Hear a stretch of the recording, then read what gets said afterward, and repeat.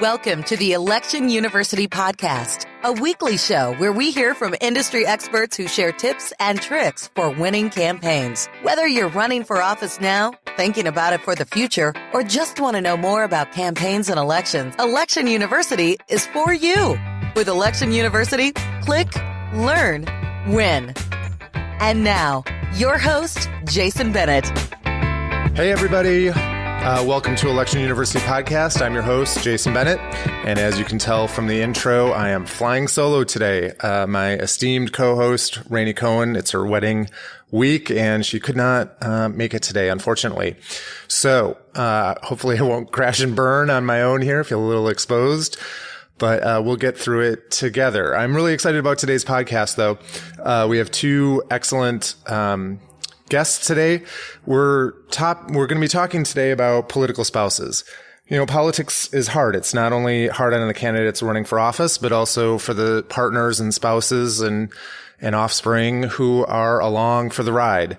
And there are shockingly few resources out there for those who are in the political orbit with the candidate. So we're hoping today to provide some practical advice and some tips and hear from two excellent political spouses. Today I'm really excited about the interview. Our first guest is Charlyn Daugherty. She came to fame actually through a viral ad that her husband, who is running for re-election in Travis County, Texas, put together last year. It's a super charming ad and went viral, has almost 4 million hits on YouTube. 4 million hits for a Travis County Commissioner re-election campaign. What's so special about this ad? We're going to play it for you in a few minutes. And then we're also going to be talking to Steve Williamson, who's the husband of Congresswoman Pramila Jayapal, who was elected in 2016 and is going through her first term in Congress from the 7th CD in Washington State. Has a long time career organizing in labor before coming to this, but Congresswoman Jayapal ran for the state Senate in Washington State before running for Congress. And so we're going to talk to him about the difference between the two races and what changed and what the roles were and how he prepared. So I'm excited to get cracking on those two interviews. They're going to be fantastic and hopefully provide lots of insight and help for our candidates and spouses out there who are listening. But first, let's talk a little bit more about Travis County Commissioner's race. So Gerald Daugherty was running for re-election in Travis County as commissioner, and it has often been described as a blueberry and a strawberry field. And they put together this really charming, relatable ad that's quite funny last election season, and turns out that Commissioner Daugherty won his re-election campaign. And really the star of it is his wife, Charlyn, who's in the ad fairly prominently, and we're going to play for you here in a few minutes. Charlyn is a principal of Daugherty Consulting in Austin, Texas. She has a long career at the Lower Colorado River Authority, from manager of strategic resource planning and development to customer and energy services. She has a long career in Austin, and we're going to talk to her in a few minutes. But first, I wanted to play the ad for you, and we'll have the link to the YouTube video in the show notes so that you can see the visuals going along with the audio. But the audio, gives you a great sense of what is so charming and fun about this ad. So here we go. We've got room to put 2,700 people in our jail, and it costs us about $103 a day. Gerald really doesn't have any hobbies. Last year's tax rate was 0.4169. This year, we could take that down to 3,838. So is he always like that? Yeah, all the time. Which means that the 3838 is probably going to go somewhere between 3838 and 41.69. Most people leave their work at the office. We got 3 light rail cars. You can put 60 people on each car. So even if you add 2 cars, you're talking about maybe 300 people that are affected. There are 1 million people in this community. I mean, that is 0.01 to the 8th power. If you round it off, it's 0. All he wants to do is fix things. So I got this 18-wheeler that's parked in this neighborhood, spewing fumes all over the place, but quite frankly, it's not a code violation. I think I like helping around the house here. Please re-elect Gerald. Please. It's a super charming ad, and you really do have to watch the facial expressions of the neighbors and Charlotte through the whole thing. It's excellent. So without further ado, let me introduce the star of Gerald Daugherty's re-election campaign, Charlyn Daugherty. Charlyn, thanks for joining us today. I'm happy to be here, Jason. Thank you. Well, let's get right into the TV ad, if you're okay with that. It has become quite a viral sensation in political circles and has spread across the internet. What has the reaction been like for you since this first aired? The word that comes to mind, Jason, is simply astounding. The ad was translated into over a dozen languages. It was covered on every continent. It had over 10 million views, and it won a Cleo Award, which is like the Emmy Award for the advertising group. And I am amazed that even today, I'm stopped in airports, and when I meet people, they always bring the ad up. And so did you think that this was going to happen when you first aired the ad? I mean, it's just such a phenomenon. It's fantastic. Did you expect that this was going to happen? Oh, well, not only did I not expect it, but I have to tell you that when Gerald came home and said, "Oh, Charlyn, our campaign consultant has this idea for an ad," and he told me what it was. And I said to Gerald, "Well, I don't think that's going to be very effective, but I'll do whatever you want me to do." It shows you what I know, Jason. Well, as a political consultant myself, we come up with some pretty crazy ideas once in a while, so it does not surprise me that you had that initial reaction at all. In the MSNBC interview you and Commissioner Daugherty gave on the ad, he had mentioned that Travis County is a bit of a blueberry and a strawberry field, and that, Republicans have to work pretty hard to combat, a strong Democratic presence there. Clearly, his election results prove that this ad was very effective with lots of voters, and that, folks wanted to see him reelected. He had done good work on their behalf, and this ad reflected that. Why do you think it has struck such a chord with folks from both parties? I think there are probably two reasons for that. First and foremost, there's no mention of any political party in the ad. And so when people saw it, they didn't have either an automatically positive or negative response based upon their party affiliation. And it was humorous. And if you'll remember, the campaign last fall was, I'll characterize as very negative. Yes. And it was positive. And so I think those are the reasons why. And in this area, when he talked about the blueberry and the strawberry field, there are 53 elected office holder positions in Travis County here in Austin. Wow. 51 are held by Democrats. Gerald is one of two Republicans. And Trump lost this district by 18%, and Gerald only won by 3%. Yeah. So we really felt as though, Jason, that the ad made a difference. And I had people when I was running into people holding one of his signs at the polling place or near the polling place. I had people roll down their window and say, "We have never voted for a Republican in our entire life, and we're voting for Gerald." Yeah. So I think it made. There's several reasons why it made a difference, but I think those are the primary ones. Yeah, I think for anybody who is dragged along for the ride in politics, right? This is super relatable, right? Because I think I've been involved in politics for more than 20 years, and I think some of my friends who are apolitical or family members who are not really all that political think I'm some weird zoological exhibit and don't really understand the work that we do. And so I think if you've ever had to intersect with anybody in politics, it's a super relatable, charming, funny ad. So it's really well done. So that's great. Thanks. One of the goals of what we're trying to do here with this particular podcast is provide some practical advice and tips for folks who are along for the ride, who are in the political orbit, maybe reluctantly or enthusiastically, depending on how they've gotten involved. And so we just thought you would be the perfect person to provide some tips and tricks for folks, and maybe give a little bit of the lay of the land of what to expect. So maybe we can go back to, when the campaign first started in 2002 for Gerald, for Commissioner Daugherty. And what were the conversations like? What did they involve when you both discussed a likely campaign for the first time? Well, so I have to tell you, Jason, that I don't like politics.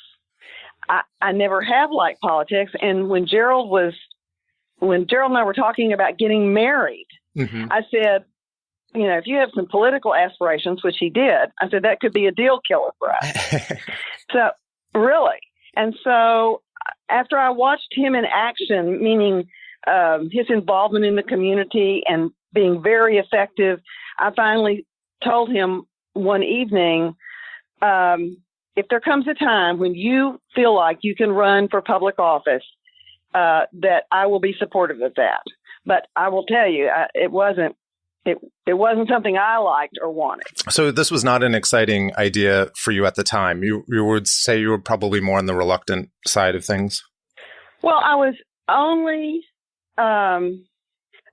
willing to do it because it was so important to Gerald. Mm-hmm. That's the best way to describe that. And it wouldn't be my arena, and I was certainly hesitant, but I know it was something he wanted to do, and there were a lot of people that wanted him to do it.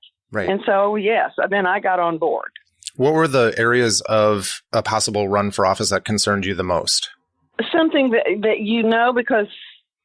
because you've been in the business for so long, the thing that concerned me the most was the attacks upon him, right, or him and me, or, just the unpleasantness of politics. Yeah. And then particularly last year, I imagine those concerns surfaced again, right, in re-election. It's just the tone of last year was so negative. Well, it was on the national level. I can't say that it was at all in Gerald's race. Oh, good. Really. Yeah. No, it's not for him. No. Great. During the campaign, so, moving from the initial discussion phase and before the preparation part of this into the duration of the campaign.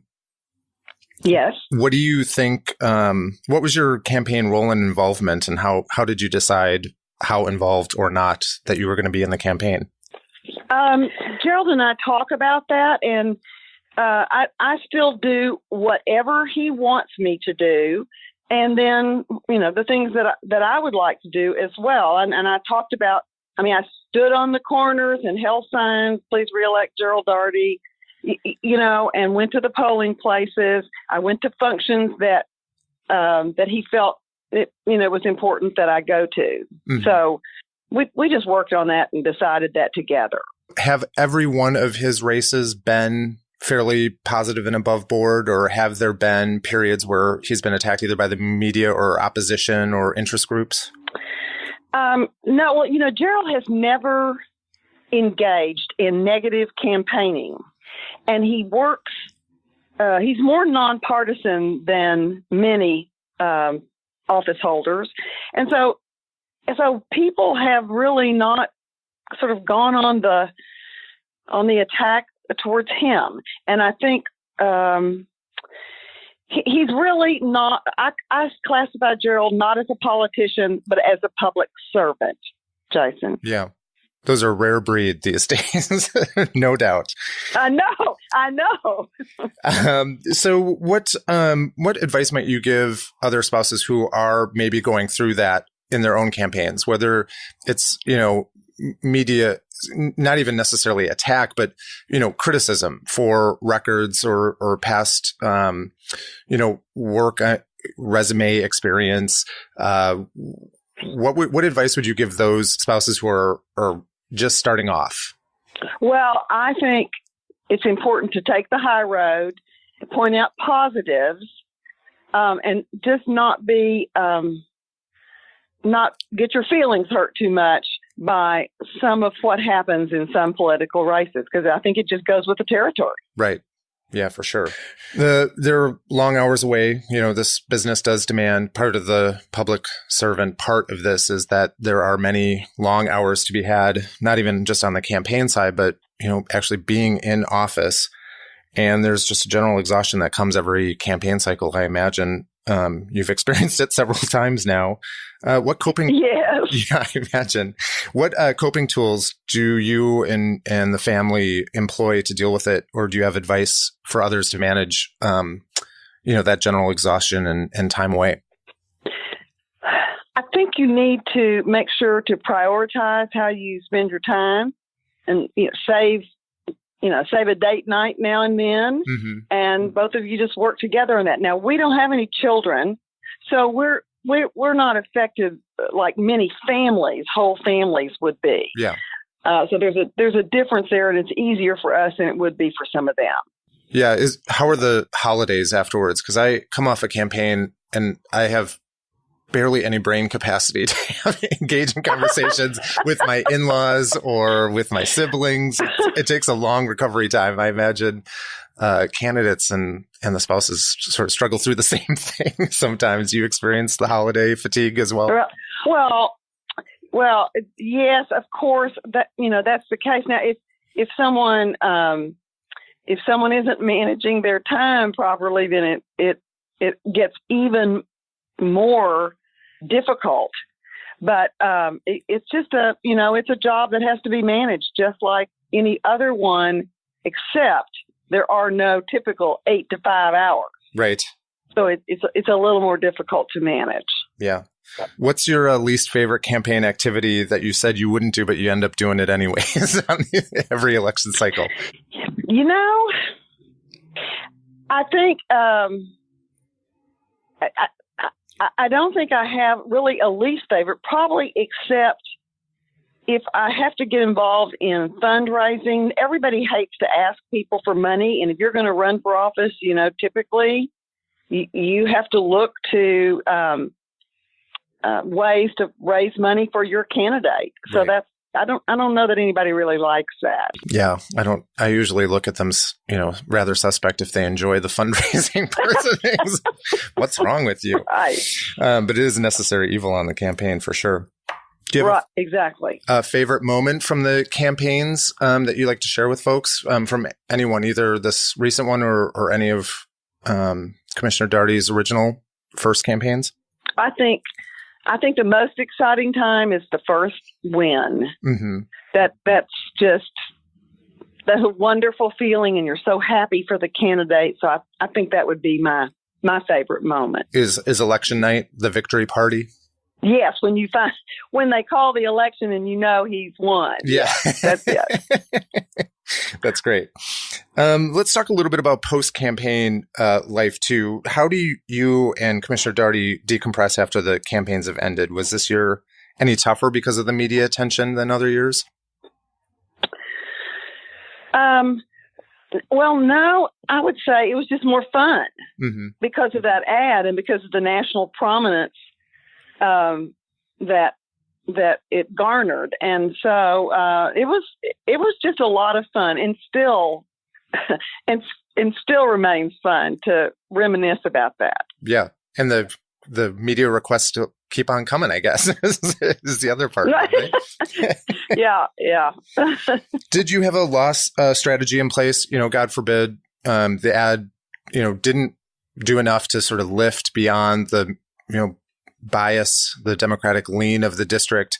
Did you have a loss strategy in place? And if so, do you mind sharing it with us and letting us know what it involved? Jason, I would say no, we did not have a loss strategy in place, but I will tell you that I think one should have one in place because when the early voting results came in and he was even. He was dead even after early, and I was just shocked. I was unprepared for that, and it made me very nervous. Now, yes, he did win, but I think anyone that undertakes a campaign ought to think through that. Yeah. How do you suggest folks maximize the time between election night and being sworn into office, or assuming the duties of the office? Well, I think it depends upon whether you are reelected, and if so, then you just continue to do your job as you've been doing it. Right. Or if you're elected for the first time, then there's a lot to do, figuring out how to do it, where to do it, who you need to help you do it. And so there's more to be done because you're unfamiliar with it. Right.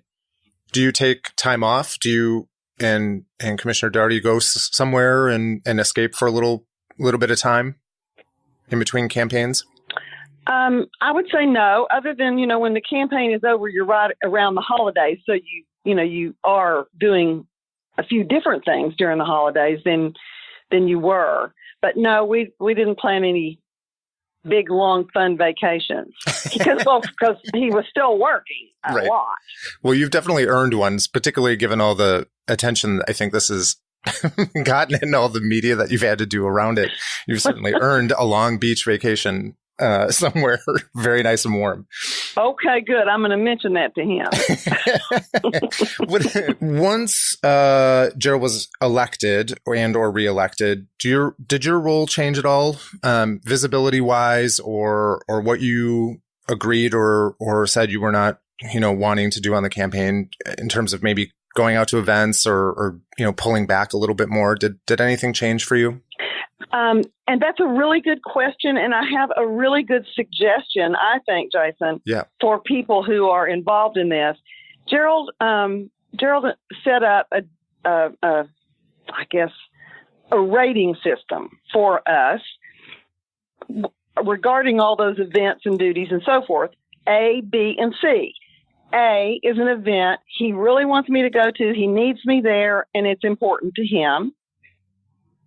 Those events that he says, you can take it or leave it, Charlyn. If you want to go, great, but it's not, absolutely necessary that you be there. And C are those events you wouldn't want to be caught dead there. If you would hate it, don't go. And so that served us really well. Yeah. Is that a shared calendar then that you two, or you just spend some time going over this, once a week, or how do you decide? Yes, we do. Yeah. Yes, that's what we do. We go over it, and there really aren't that many A's, at least from Gerald's perspective. So it's not like I have 18 things to do every week for him. He picks and chooses the ones that he thinks my presence is crucial. Yeah, that's a really great piece of advice. I'm going to start using that too. I'm going to steal that idea from you and use it. I think that's a really great idea. What's the one thing that surprised you about being a political spouse? Is there anything that you were like, oh, I think I have a sense of what this is going to be like, but then as you're kind of going through this process, you're like, oh, wow, I did not expect this? I think the thing that surprised me the most was how much time Gerald spends doing his job.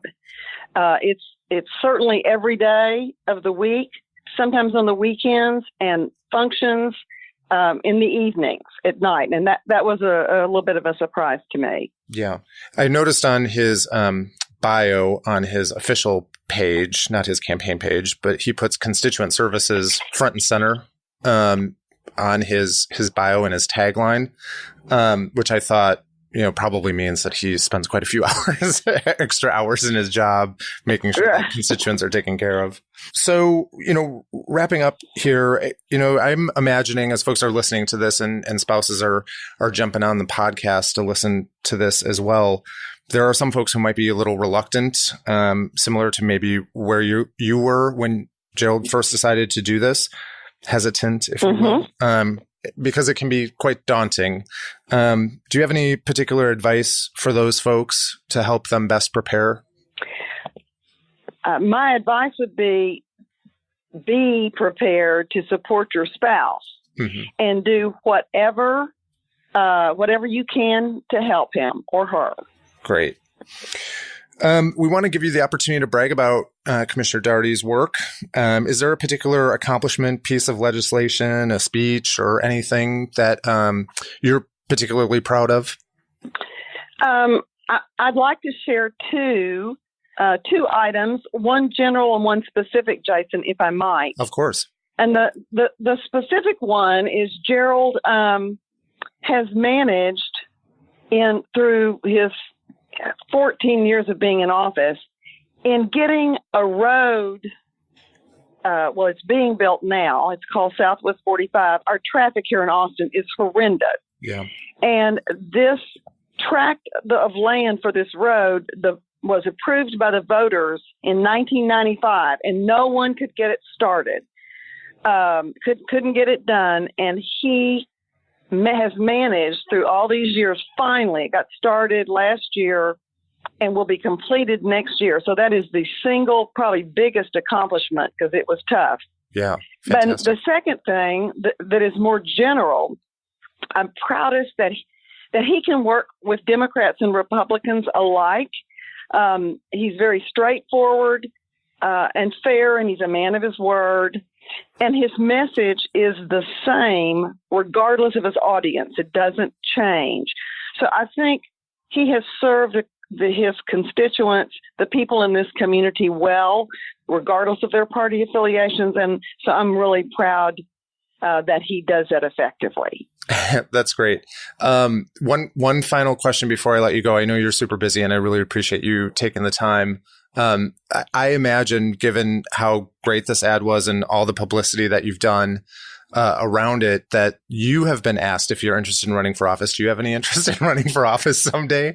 Absolutely not. I mean, it's like the last thing I would consider doing. I have to say that. I know you're in that business, but it's the truth. Yeah. Well, you were fantastic and such a great sport through all of the roller coaster that I imagine came with this ad. And it was really great to help to have you on the show today to help our listeners prepare for running for office. This was very helpful, and you gave some great practical advice. So I really appreciate the time. Thank you for having me, Jason. Thanks, and have a great day. Okay. Bye-bye. Bye. Okay, welcome back. Really excited about the next interview today. We've got Steve Williamson, a longtime labor union worker in the labor movement, and is the spouse of Congresswoman Pramila Jayapal here in the 7th Congressional District in Seattle, Washington. Steve, thanks so much for joining us today. Want to talk a little bit about your resume. You have such an extensive background in labor organizing, working with UFCW, the King County Labor Council, the Teamsters, SEIU. Tell us a little bit more about your background and why you got involved in the labor movement. Oh, man. I come from Pittsburgh, and it was part of who you were back there, I think, and my background growing up, a working class background. And I think I'd always dreamt about being a labor organizer, and, got involved in mainly in organizing, helping workers build their own union in workplaces and taking on corporate power right at the ground level, I'd say. And then, I was first appointed, then elected to lead the King County Labor Council, which is an historic labor council in the nation, really. It's a real honor. I say one thing is, since we're talking about politics, in my own campaign, people were like, oh, this guy doesn't know politics. He's never been involved in politics. And I had to convince people that I didn't, but that I would approach politics from an organizing point of view. And I think that's kind of been consistent with how I've approached politics. But, I'd say my politics began much earlier than that. And so there's a time kind of like today, back when Nixon was in power and about to be impeached. He had a plan to get out of the Vietnam War, which people didn't think was fast enough. It was called Peace with Honor. And there were these buttons people used to wear that said impeachment with honor. And that was the sense of, we need to get this guy out because there's political protests all around the country, uprisings to say this war in Vietnam was an immoral war. So I was 16 years old, and I went to the local mall, and I put on a Nixon mask. I put on the impeachment with honor button, and I had a sign around my neck that said impeachment with honor. Put my hands up with the Nixon V's, and just walked around the mall to say to people, because I wasn't of draft age, I couldn't be a conscientious objector. Right. I was too young, but I was really gnawing at politics as I saw them. And so, my mom was a feminist, a single mom, working mom. I think that was a part of who I was. And so all of that, I think, really predisposed me to politics, even though my really entry point was in workers' rights. And so I don't know if that answers your question, but that's... Yeah, no, that's great. Congresswoman Jayapal made Politico's power list of elected officials for 2018. Yeah. And so and she was first elected in 2016. So I imagine this last year has been just a wild ride for the both of you. She got her start in the state Senate in Washington State in the 37th Legislative District, which is South Seattle. How long had you two been together before she decided to run for office? So we were married in 2007, together several years before that. And I think, what is important, I think, is she and me to a lesser extent, we both had political lives and were in the spotlight. So she founded Hate Free Zone, which became One America, right after 9/11. And we met, actually, in the days after 9/11. And she was taking on the notion that all immigrants were to blame for what was going on in our country at 9/11, a very unpopular position. And today, among the left, it's quite popular, and it's a great thing that so many have embraced immigrant rights. But back in those days, it was a very challenging position to take. And so we had this relationship that, we met kind of under those circumstances. So I think that informed our entire relationship. So, I think as we talk further, we had both a personal and a political relationship, and they're separate and they're combined. And I think that's key, actually. What did the conversations involve, say, in 2014? Maybe it was even a little bit earlier, when you discussed a likely campaign for the first time? The way in which we as people who have legislators in Olympia, we say we want a citizens legislature, but we pay people enough and we make it so hard on them. We pay them so little that really it's people who are can independently wealthy, or their businesses will pay for them to be in Olympia and do the work of a legislator and really not do much of their own work on the job, or retirees. And that's really who can be down there in Olympia. And I don't think it serves us well. So for me, working people, the people I represented in our union, your average, whether they're a truck driver, work in a warehouse, or a healthcare worker, they work in a grocery store, for them to be a legislator, to take on a political career is basically impossible. Right. So for us, we had to really think that through, and we were able to manage it. But I was still working, and but that was probably the main thing we really thought about, which is I think the wrong question people should be thinking about, and it doesn't serve our state. Right. But personally, Pramila's a leader, and I think she was looking for a place to lead on issues that mattered, and we weren't then in the moment we're in now, but we were in the leading up to that, right? And increasing partisanship. And she is someone who I think has strong views, but can also reach across and get things done. And she wanted to do that and so basically we looked at each other and said, these opportunities don't come by very often. Let's go for it. Right. That's great. And was that conversation different for the congressional campaign that happened 2 years later? And if so, how was it different? Yeah. So the major thing was we had to decide basically in 10 days. Well, 10 days. And, we could have spent more time, but the race was developing enough, and who was going to get in, who was not going to get in, right, as a particular compressed political moment. And we felt like we had to make that decision, in about 10 days. Right. And so we, Congressman Jim McDermott announced he was stepping down, and we didn't live in the district, though we had for 20 some years, each of us, and together in the district. We had been redistricted out by about 20 blocks, didn't think we could run. She started getting barraged by phone calls from people saying, why don't you run? And she's like, well, I can't because we don't live in the district. And then others said, actually, technically, legally, you can do this. Right. So we had to fuss around with that issue, and we decided, okay, if we can legally do it, we're not going to live outside the district. It's not who we are. We right. felt that was inappropriate. So we pledged from the beginning. She pledged publicly, of course, we'll leave. But you got to understand, we had to make that decision in 10 days. We loved where we lived. We loved our neighbors. We loved our neighborhood. Our son had grown up there. And so you kind of compartmentalize and make some choices and said, we'll deal with that question later.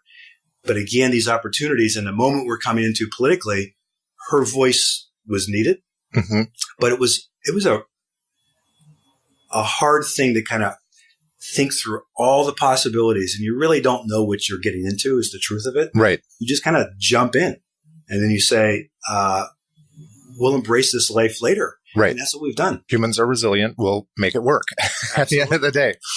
Yep. Was the idea of the Congresswoman running, even for the first time or for Congress, exciting to you? Or were there did you have hesitation? Oh, no, very exciting. For me, you might remember the moment when Bernie came out and spoke at the Social Security rally in, I think it was August of 2015. And he was interrupted by Black Lives Matter leaders. And that was a very powerful political moment. If you were there. Yes. It was unscripted. And people didn't know what to do with that. They were very uncomfortable with silence. Right. And uncomfortable with unscriptedness. We've all been to millions of rallies and you know what's going to happen and maybe you get inspired, but this was like a real crucible that you're there with, 1,000, 1,500 people. And what happened was I woke up the next morning kind of early and Pramila had been up for hours and she couldn't sleep and had written a Facebook post basically interpreting that moment. I would suggest people go check it out. And, because a lot of people were struggling and there was racist comments made in liberal Seattle. And she was trying to say, let's really step back and analyze what's going on. And she spoke to where a lot of people were. And the reason I raise that is it was Pramila's voice it went viral in the moment, totally raw on a national stage. And it really demonstrated her national leadership on issues of the day. Right now, instinctively, not a planned political speech, not something you write ahead of time and consultants help you with. Consultants are great, but this is just Pramila. And I saw her ability to reach people in an important way in a defining moment around race and gender and the Democratic Party. Bernie, wasn't a Democrat. That to me, when I saw that and experienced that firsthand, when the opportunity came, it's like, yeah, she has to do this. Right. There's just no question. Whether it's she wins or not, we're going to go for this. That's What were the areas that you were maybe the most concerned about? Aside from the excitement that you were experiencing, what were the areas that you were most concerned about, either for the family or for your relationship? Well, I think time together. We love being together. We really enjoy our moments, our life. It wasn't like we had a hole in our life and we're looking to fill it. We enjoyed each other. And clearly this was going to be different. We didn't know how, in what ways it was going to be different, but that's probably number one. Her son, when she ran for state senate, he was just 4 months from graduating. And that's one reason why she never had run before. Now in Congress, he was in college, so that was no longer an issue. I think, one thing is you worry about losing. You're putting yourself out there very publicly. When I was at the Labor Council, we used to have tough interviews of particularly Democratic candidates, and they would sometimes not be thrilled, be a little chagrined at the way we would grill them. But at the same time, I always try to convey a gratitude because I think when someone puts themselves out there in a public way, I'm not someone who's willing to do that. I'm doing this, but I wouldn't do that necessarily. Right. And I think agree or disagree, to put yourself out there is quite a deal. So we had to, we looked at each other and said, what if you lose? And the pact that we made, I think, which enabled us to step forward into this new, very public life, was if she loses because she is standing up for what she really believes and she throws everything at it, works hard, leaves nothing on the table, then that's fine. Under those terms, we're happy to lose. Not happy, but I mean, we can accommodate that and move on. There's lots of life beyond politics, lots of wonderful things to do and enjoy and make a contribution. But we would regret never having given that shot, because she felt the urge. I felt that urge with her. And once you overcome that fear of losing, and you say, I'm willing to lose on those terms, and then you just throw yourself into it, it's free. And then you just go for it. And then you enjoy it, and you get lots of opportunities and things you never imagined come forward. Right. Let's move a little bit to during the campaign. And given your extensive background in politics, did you have to sit down and carve out a specific role for yourself on the campaign? Did you have conversations about what that would look like specifically? Well, I think I was her right-hand man because we were one another's right-hand person in life. And and it's interesting to me, I think, as a consultant, tell me what you think, but as you get higher up in the level, like in Congress, there's a lot of staff around, and there's a lot of deference to the candidate and their lives. And I think it's partly out of a good sense of respecting that this is an intrusion to everyone's life. And partly there's this hierarchical thing, which I struggle with, people calling you sir. And it's like, dude, just, I'm Steve, right? And so it's like, there is a whole shtick around that in politics.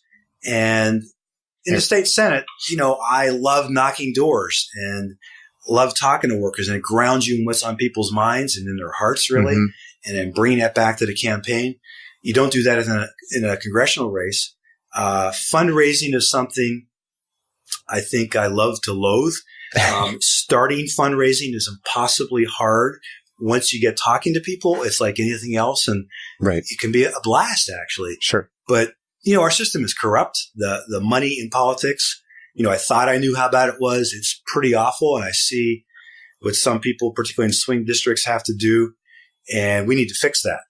That was really hard for me. Her race was the most expensive non-swing district race or non-competitive race in the country. Wow.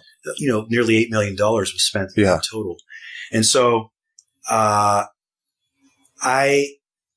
liked being connected to Pramila directly. There's certain pivotal moments where you have to make a choice, and you got to make it again rather quickly. You sit on the floor in the hallway with a certain few people, and then it's just Pramila and me, and you come down to it's just the two of you, because it's really about Pramila's choice and our choice. And you got to just be real and be in that moment. Other than that, I try and be helpful in any way I can. And I think the other word is ballast for the candidate. Right. To really be, a rock, that big hug. Right. And also that hard feedback giver. There are, and you have to have that in your relationship to start with ahead of time. Right. And presuming you have that, where you can, and she does it for me as well, for sure, things I need to hear. But in a campaign, if there's criticism, you got to figure out, is it something to ignore because it's unbased, or is there a kernel there? And you need to talk it through and say, so what are these people getting at? Right. How do you separate your feelings from, how do we need to address what's going on in this situation? I think the spouse's job is to be that bedrock feedback and that bedrock landing place. Yeah. So I try to let the candidate and the spouse determine the role. It's really not my place to have an opinion about that whatsoever. I try really hard not to do that. And also, I think if the professional team, whether it's one campaign manager or a team of consultants and staff, if you have a bad relationship with the spouse, it's not going to be helpful on the campaign. It's going to be destructive on the campaign. I've had that situation where you have a reluctant spouse who's not interested or enthusiastic about having a public role or any defined role on the campaign. That's my spouse's thing. That's not my thing. They can go do this. I'll take care of these other items, but I don't want a public role. And if you don't have kind of a good, relationship with the team, it's destructive on the campaign. So I let the candidate and spouse try to determine that as best they can. Sometimes it's, too much enthusiasm where they're almost the second candidate, but, it's our role to kind of channel that in some degree, not stifle it. I think that's great feedback for the campaign. We had a great campaign manager, Aaron Bly, and a great staff, which I think starts at the top with the candidate, who she hires and how she chooses them. But we'd never done this. mean, it's like running a small business. Right. That's what he would tell us. He says it's basically raising millions of dollars and spending it in months. Yeah. And which is pretty intense. And I think the other role is ideally, if you can do this, I hope I did this, is to, be fun and lighten the mood at times. It's very intense, yes, but it's also, come on, it's a series of intense moments. So you got to just kind of roll with it. Yeah.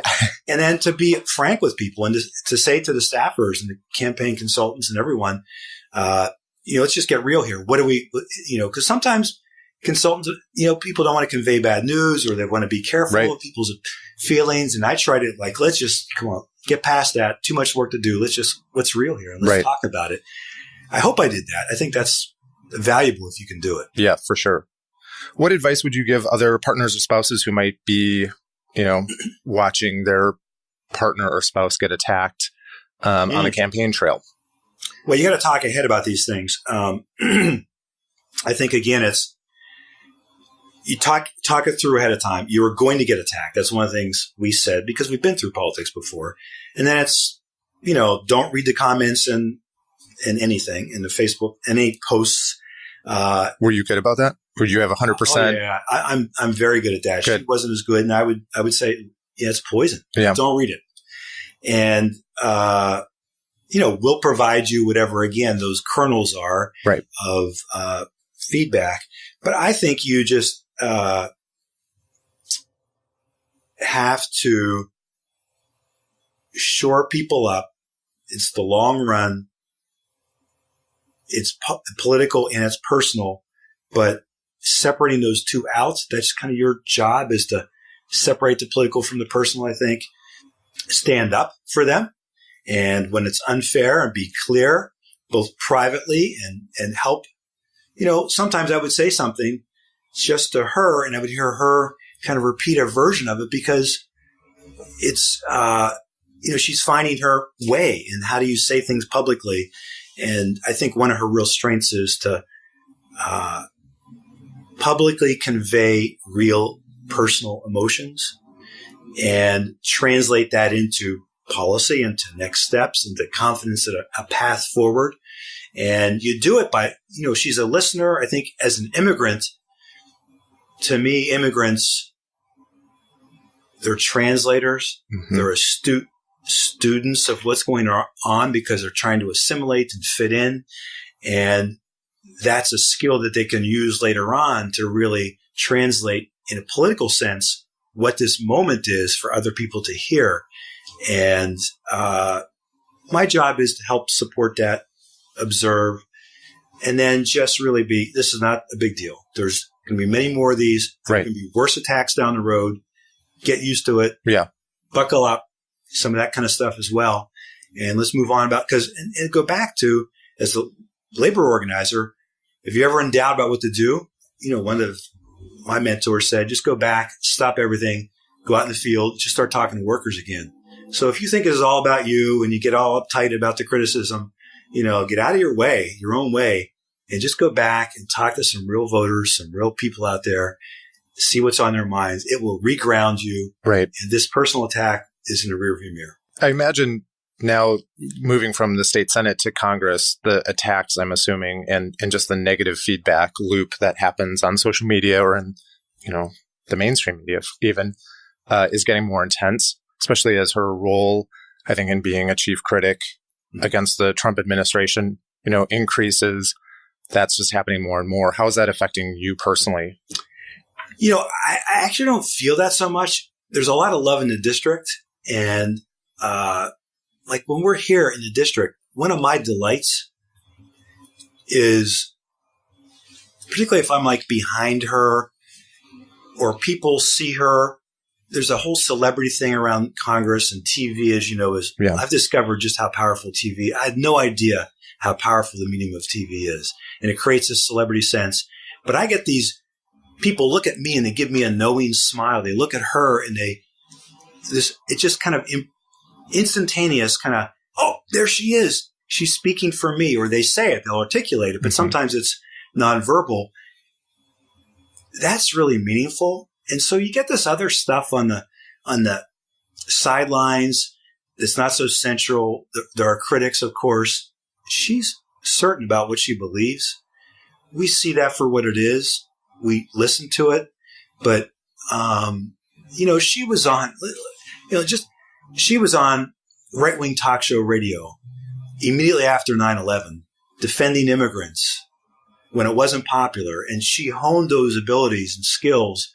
Yeah, sometimes she'd come home and it was hard, some of the criticism. But after a while, you begin to see it for what it is. And she learned to articulate a different point of view in the face of a lot of blowback. Right. And I think I, too, have probably gained some of those skills just over time with her and watching her go through it. It's not like it doesn't affect you and you listen to it, but there's a movement she's a part of. She's not out there on her own now. Right. Some days she was before. She's part of a lot of people who were dying, longing for change, longing for a different way of doing things. I like to say that she, really articulates love in action. And she comes from a place of wanting us to be a more embracing, loving world in practical ways, in policy ways. And part of that starts with resistance, but it moves towards we can be better than we are. She used to say, we can be bigger than we currently are. Right. And so that's the hopefulness that she has that catches off on me. I think it's contagious with other people. And so, yeah, there's criticism, but there's a lot of love back towards her. And I think we swim around in that and try to. Yeah. Running for office is often described as adding another full-time job to probably your existing current occupation, and they're long hours apart from each other. What tools would you recommend, maybe some coping mechanisms for couples who are just embarking on this endeavor to deal with that distance apart from the relationship? We talk on the phone a lot. Mm-hmm. I've been back in DC more than I thought. We have an apartment there, teeny apartment, and it's I go back there more than I imagined I would have. And then I go on whatever opportunity. So there are amazing opportunities. So a congressional delegation, people call them CODELs. We went at the invitation of Nancy Pelosi. She invites a freshman every time she goes on a trip. We went to Germany, Nepal, India, and Brussels around Tibetan refugees. And, I spent hours with His Holiness the Dalai Lama. Oh, that's so great. I gave him this hat because I know he wears baseball caps like when he is at appearances and really tries to downplay his own stature in some ways. And I asked him to bless his hat for me. And it said, cessation of delusion is enlightenment. And he looks at the hat and he puts it on his head and he gets this goofy look on his face. And they snapped this picture of me looking at him. And we get on the plane and Pelosi says to me, she yells down the plane, Steve, you're on His Holiness's website. And she points to Pramila, not you, Pramila, Steve, you're on his website. And so there's this photo that had like 1 million views right. of me and His Holiness and I standing there. And, I would never have that opportunity. Right. It's amazing. Right? So very cool. And all these photos, you look at all the photos, you're seated everything's in seniority order. Pramila's the last one. It turned out my head is between him and His Holiness and Nancy Pelosi. I'm like Forrest Gump with His Holiness, around the world. And it was this kind of surreal thing. And you just go with that. And then you hold close to your partner and you make sure you're always in touch and talking through things, paying attention to the news. If she's getting attacked or is a hard moment, or she's taking a courageous stand and is kind of lonely, you make sure you're talking to her and she has you to share those fears. Right. And you got to be tuned in. And, this may sound trite or goofy, but I got to tell you, what comes back to me more and more is ask not what your country can do for you, but, if you're a spouse, ask what you can do for your country. Right. And it's, look, this is not the most important role. I'm not an elected official, but if I can help this person in this moment we're in, be steady, be who she is, be the leader that people long for, and have fun along the way, who am I to complain? I have a bit of a role to play. Right. Like we all do. Let's just dig in. Yeah. Speaking of, what was the least favorite campaign activity that you said you wouldn't do, but you ended up doing reluctantly anyways? Oh, man. I think it's fundraising. I probably set limits on fundraising. Okay, I'll do it, but not that. And then you get into this moment where you got to hit this number because right. You know all the reasons. It's like you got to show the donors, you got to show the base, whatever. You got to be this and that. And it kills me, not just because I have, like a lot of people, this reluctance to ask for money, though when I get into it and talk about her, I kind of go into this different kind of place with it. And I think I can be very good because I'm very excited about who she is, and what she stands for, and what we need in this country. But the thought of having to raise money for the things we care about, like it's really about money, it just eats at me. Right. And I'm so angry about it personally and feel like it's corroding our politics. I struggle with that. So that's probably the hardest thing. It's not like I didn't know I had to do it, but more of it, calling people that I didn't think I'd have to call. That's the toughest. Right. For sure. Was that expectation there on the state Senate campaign, or did it just quadruple in expectation and pressure on the congressional campaign? Oh, yeah. I mean, it's a congressional level.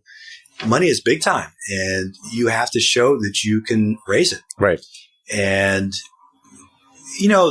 the Senate campaign almost looks quaint compared to the Congress. And it's a huge deal in and of itself. And I believe in the local politics are so important. It's where I think we are changing things at this local level, in the state and municipal elections. And Pramila's done a lot of work on that. I could talk about, but the congressional, it is a whole nother level, and there's a lot at stake.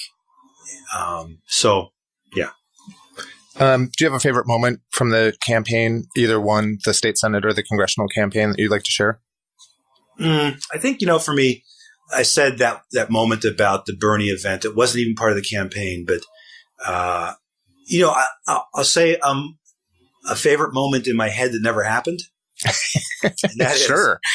is her winning the election night of the general election. I don't want to be a downer on this, but I had visualized as I'm slogging through the phone calls for money, et cetera, that night when she wins is going to be so fabulous. I was ready to imagining busting out and celebrating and dancing. We love to dance together. And then we pretty much found out that she had won right as it came into the consciousness nationally that Trump had won. Yeah. And, wow.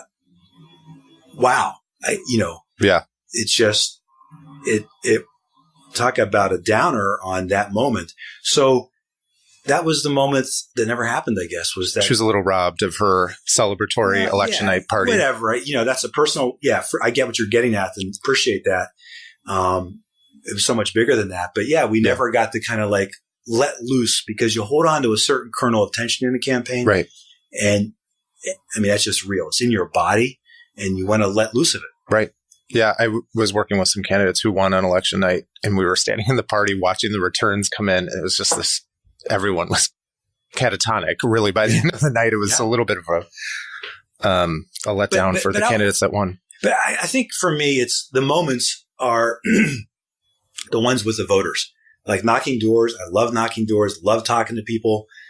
There are events, but it's like when someone comes up to you and you have a personal conversation with somebody who is struggling, trying to figure things out, and you can touch them in a real way about what's going on in people's lives. Those are the moments. It's not the big stuff. Really, right. I think. So let's talk about post-campaign a little bit. So the Congresswoman wins in November and gets sworn into office in January, or starts the job officially in January.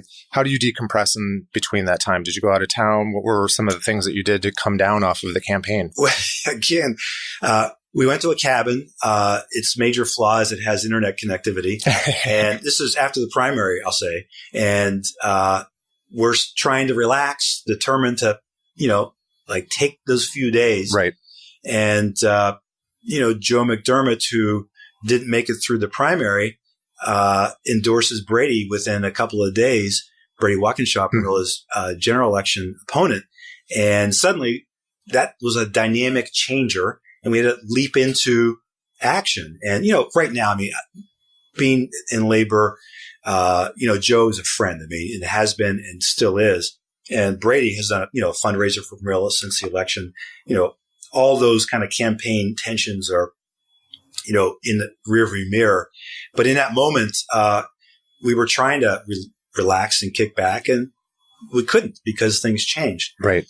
So I would say the truth of it is when you're in the campaign and you know what it's like, everything is, you're just on. You just throw down.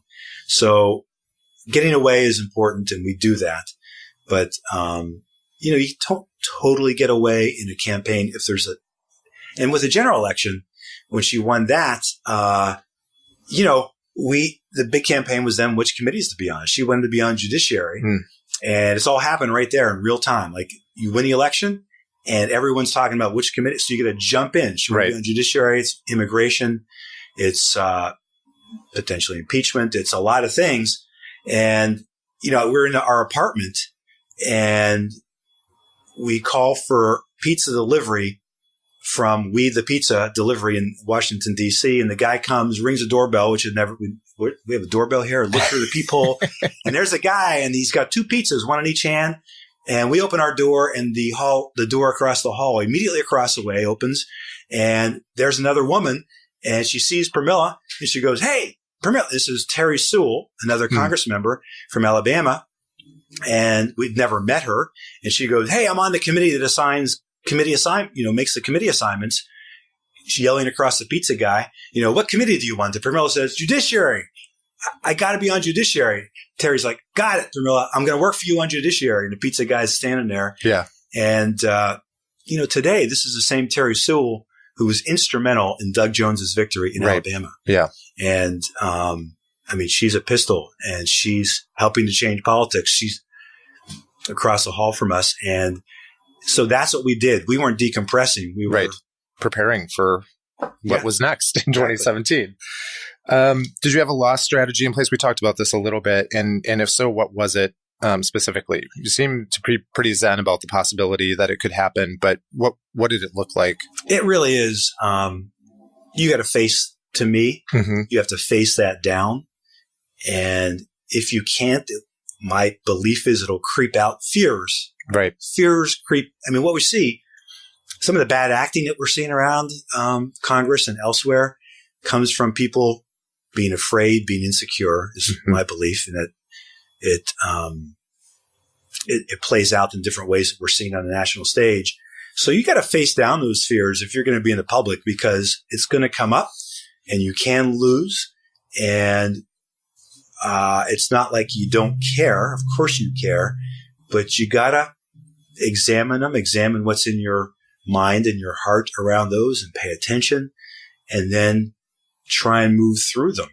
To me, is the only healthy way to, and it's not like you've forgotten about it or it doesn't still occupy a space in your mind, but then you work your butt off. You work as hard as you can to make sure that doesn't come true. Right.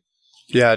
So like on election night, I have to give my candidates 3 sets of speeches, right? Yeah. The clear win, the clear loss, and it's too close to call. Yep. We have absentee ballots here, and many states have provisional or late absentee ballots. So those are the 3 that you have to give them, and you have to talk through each one and how you deliver it and what it means and how to communicate it out to the family and what they look like on the camera and all of that. So it's tough, but you definitely have to prepare for all 3 scenarios for sure.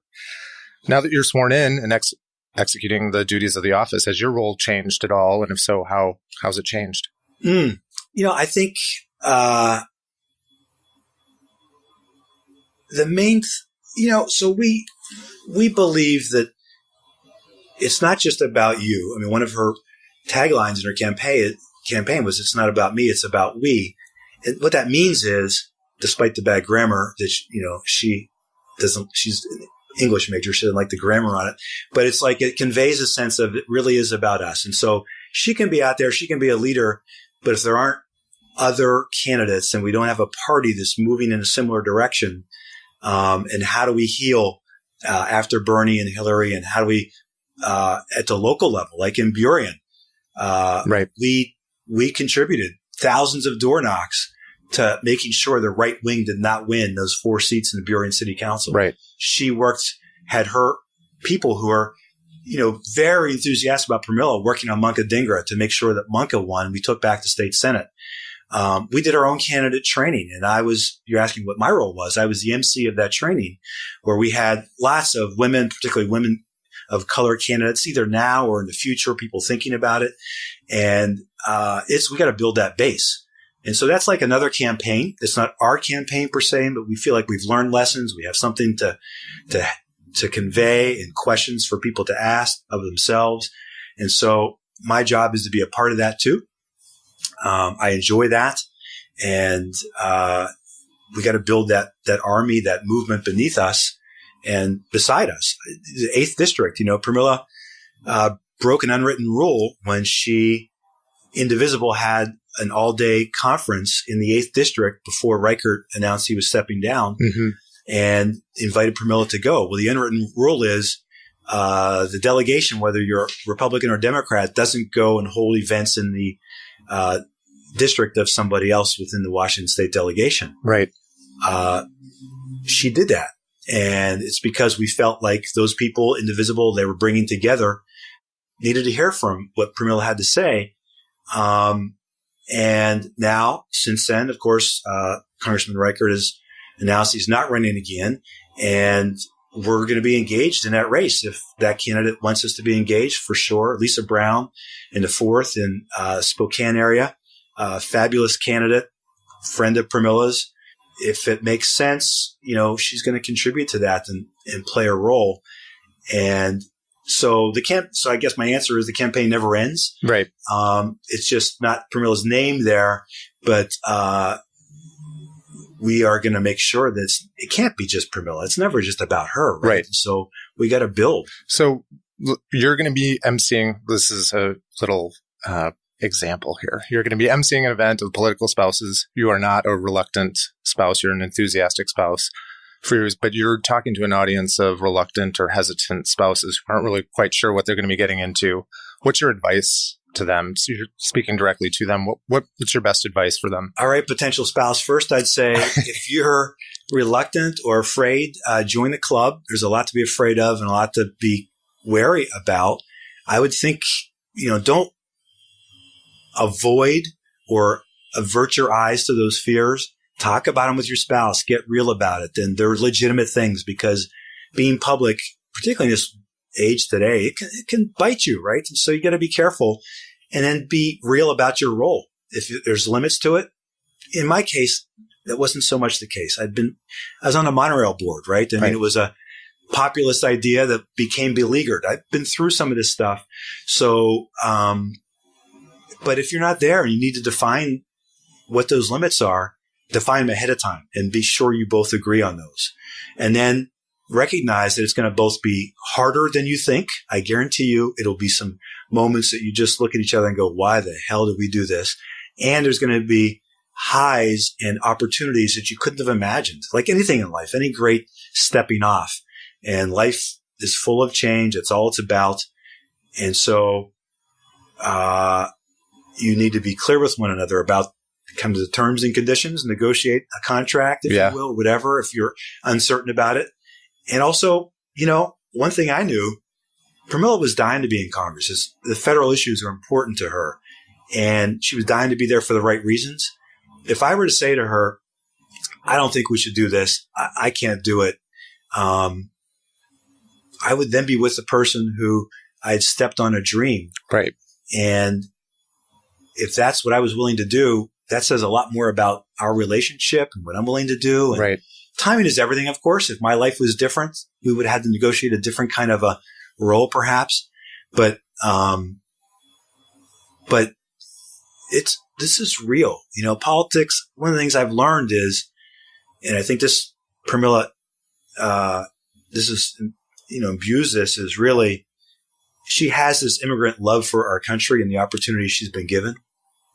It took her 18 years to get her citizenship.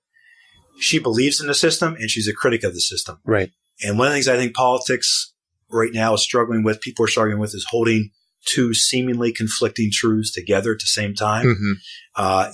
It's corrupt. Money is corrupting it. There's a lot of problems, and we can't give up on the system. We cannot cede this to the Republicans, and so we have to get in there. Right. So if you're a spouse, these are the things you got to contend with, and your own demons, and what's going on, and then it's going to be a different path for each of you.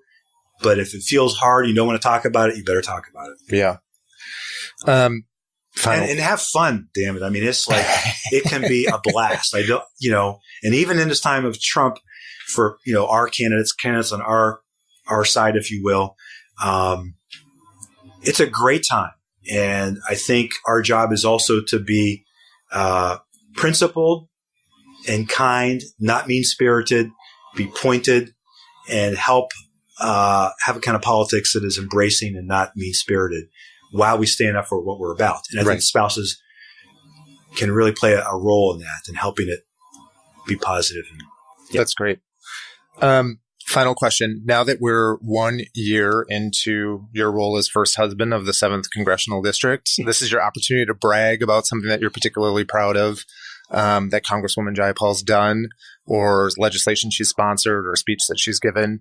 Sounds like the post that she did on Black Lives Matter is something crucial. Is there another example of something that you're particularly proud of? I could have my own show on these things. I want to brag up Pramila. First of all, I think, she converts real anger that's based in principles and into love, what I call love in action. And this is conveyed in one of her lines is, we're not just the opposition party, we got to be the proposition party. And so that means we got to put forward our ideas in bold ways and with determination. There was a day, 3 things happened one day. It culminated, people heard a lot about the last one, but the day began, she was on C-SPAN, and a guy called, I'd say anti-immigrant in a very, clear and direct way. And she really related to him, and he cared about his kids foremost and what was happening to them in this world. And she related to him and his fears, and related to him in a, kind of did a direct address, looked into the camera and said, I'm talking to you. And said, yes, you're right in your fear, the things that are going on, but no, you're wrong in your analysis. And she did it in a way, despite some of his anger, that I think just conveyed what she does really well. This wasn't a practice speech. It wasn't written by somebody. It was on national live TV, and she responded in a real and loving way to somebody, and then took it to where we need to go. Then in the Judiciary Committee, the Democrats walked out of the committee because they refused to, I won't go into details, but wanted to take up, get that committee, which has jurisdiction on impeachment, to at least do some investigation of the Russia stuff. And the Republicans wouldn't let them do it. So they walked out. But that was a scripted moment. So that was sandwiched in between that first unscripted moment and the last one, Don Young, who, the longest serving member of Congress now, from Alaska. And he said on the floor of the House that she didn't know a damn thing what she was talking about, and called her a young lady.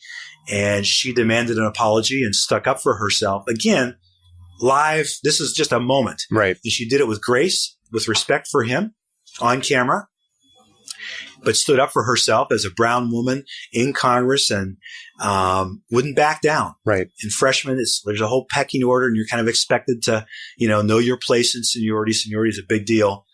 And then in a private moment, this story that I love, I think it's the parliamentarian came over and said, Don Young has never really apologized to people, and, he's Don Young. And she says, well, I'm Pramila Jayapal. And, basically, not that it's about she's some important person, but it's like, yeah, I'm the same as him. We're the same person. We're both elected by 715,000 voters in our district. And so those two moments where she just imbues, it's about the issues, and we can be kind, but damn it, I'm going to stand up for myself, is who she is. I think on renewable energy, she's got this, she's sponsoring 100 by 2050. saying that we got to have 100% renewable energies by 2050. Politico's 18 to watch in 2018, the only member of Congress on that list that you mentioned. People should look at that. It's a great thing. She leads on intersectionality, which, I look around Congress and frankly, it's not like Seattle. Even the Democrats, it is not like Seattle. I can tell you that. And when you talk about intersectionality, some people just have a blank look on their face. And she's constantly talking about what that means and what it means for us and not how to. She gives people talking points just in the way she conveys the message and says, here, follow me on this. Reshaping the Dems. She's the first vice chair of the Congressional Progressive Caucus, which is now the largest caucus among the Democrats. And she's helping with, Tom Perez and Keith Ellison and other folks to figure out what is our voice and how do we take this Bernie and Hillary and where we go forward on that. Leading on sexual harassment. I'm so proud, watching her watch what's going on. We talk about, it's like every 10 minutes, the Twitter, it's like a new thing. Yeah. She was, second on asking Conyers, one of her personal heroes. She couldn't do the immigration work that she's done for years before she got into Congress without Conyers and other people doing what they did for generations on civil rights. And yet she was the second person to call on him to step down on a belief that Democrats, we got to be real and we can't just play politics on these issues of morality. And I think she's a great shepherd of the 7th Congressional District. There's more male in her district than any district in Congress. Oh yeah, that's what her staff goes through every day. Like correspondence mail. Oh yeah, whether it's email, Twitter, phone calls to the office, an astounding amount of mail. She's made a priority of constituent services. I would say to people who are in the 7th Congressional District, if you have a federal issue, whether it's Medicare, Social Security, visa issues, whatever those things are, her staff is very responsive and she is on that. And people should make sure that they take advantage of that. There's a lot that they can do that people might be surprised at. The town halls, she has a lot of town halls and makes herself accessible. And has done that from the get-go. And I think that that's something I'm really proud of. And then, old-fashioned hard worker. She is diligent. She's never going to be outworked by somebody. I admire that. I respect that. I think people see that. And then she is practical and reaches across the aisle. I think you're going to see some things in the coming days and weeks where she's working with Republicans, with whom she doesn't agree on probably 90% or whatever, but there's a narrow thing that they agree really clearly on. And she's eager to work with them. And there's I think you'll see some things in the coming days about that. And I love that. I admire that. And I think that's also what people are looking for and demanding. Yeah. Well, Steve, thank you so much for joining us today. This was fantastic. We ran overtime, so thank you for taking the time out of your busy schedule. I know things are quite a roller coaster right now, so really appreciate you taking the time out and giving us some advice on how to prepare spouses and family members for this daunting endeavor that they're about to embark on. So thank you so much for joining us. Fantastic interview. Thank you, Steve. We appreciate it. First husband of the 7th Congressional District of Washington State. Thank you so much. Appreciate it a lot. A huge thank you to our guests today. So appreciative of both Charlyn and Steve coming on the episode today. Fantastic feedback. Charlyn Daugherty, whose husband, Gerald Daugherty, is Travis County Commissioner in Austin, Texas, Travis County, Austin, Texas, and Steve Williamson, whose wife is Congresswoman Pramila Jayapal from the 7th Congressional District here in Washington State. Really appreciate you both coming on, sharing your experiences, your insights. It's very helpful for the folks who are listening, who are about to embark on this new endeavor and what it means for them and their families. So really appreciate you taking the time. Love it. In fact, I already know that we're going to be asked to do a part 2 of this. So really appreciate you both coming on and giving some great insight. As always, we'd love it if you'd zip over to iTunes, Google Play Music, Stitcher, however you're listening to us, and subscribe and leave a review. We love reading them, and it provides The feedback that you provide gives us better service, allows us to provide better service to our listeners. And if you think that you have an idea for an episode or a topic that you'd like us to cover, send us an email, podcast@electionu.com. As always, I'm your host, Jason Bennett. Until next time, thanks so much for listening. Thank you for listening. This week's episode has ended, but the campaign fun doesn't have to. Head on over to www.electionu.com, where you can access all of the links mentioned in today's episode, as well as the show notes. There you can also sign up for regular announcements or register for our campaign school. It's your very own online personal trainer for winning campaigns. www.electionu.com. Click, learn, win.